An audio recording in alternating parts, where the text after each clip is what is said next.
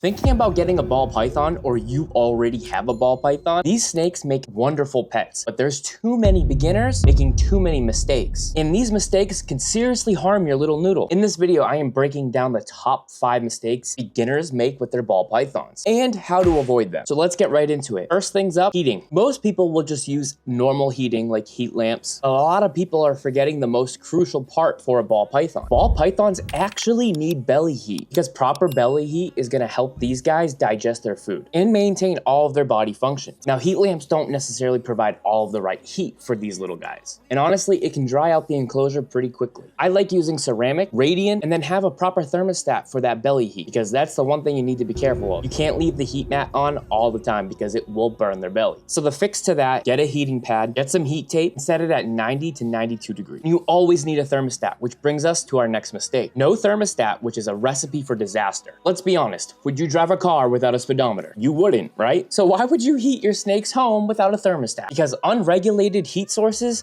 can actually burn your little noodle. It can overheat the tank, your snake can overheat, or it could drop too low, causing stress for your ball python. So honestly, the fix for that is super simple. Make sure all of your heating elements are connected to a thermostat. When the temperature gets to that point, the thermostat will shut it off. When the temperature drops, the thermostat will kick it back on. And if you don't know where to get all these things, I have a link in my description to all the best reptile equipment. Mistake number 3. Have you ever seen a ball python or a snake with stuck shed? Ball pythons need 60 to 80% of humidity, believe it or not. And they need this humidity for proper shedding and respiratory health. Low humidity can cause stuck shed, dehydration, and respiratory issues. And this is a pretty simple fix. All you need is a hydrometer. That's going to allow you to monitor your humidity. And again, in my Amazon store, I have something that you could use to monitor heat and your humidity, and it's connected to your phone. So if you go away for the weekend, you know exactly what his temps and humidity are. So the fix to the humidity is simple. You're going to boost the humidity. Like you're misting the enclosure. You're going to add a humidity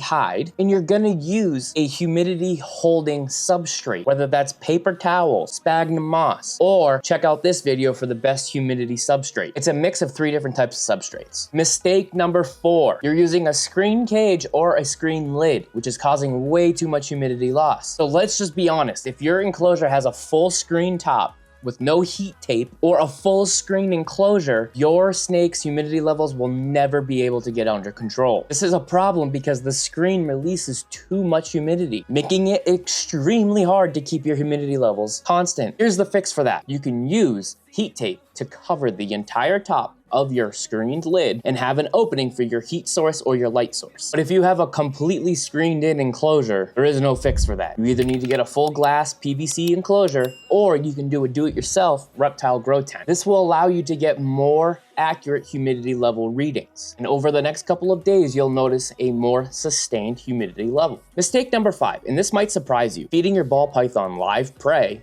and just walking away. Feeding live prey might seem pretty natural, but if you're not watching them eat their meal, it could go bad very quickly. Live rodents can bite and scratch, and it can seriously injure your snake. A single bite from an infected rodent could kill your snake. Now, it's an easy fix. You can either go with the frozen thawed, you're gonna have to transition your snake from live to frozen thawed, or just keep an eye on your snake until it's starting to actually swallow its meal. And you have to be ready to intervene if needed. And that's the 5 biggest mistakes that ball python owners make. And that's how you can avoid all of them. If this helped you out at all, make sure to hit that like button, share this with your reptile friends, and hit that subscribe button for more reptile tips and snake care tips. And comment below, what's one thing that you wish you knew before getting your ball python? Here's the best enclosure setup video.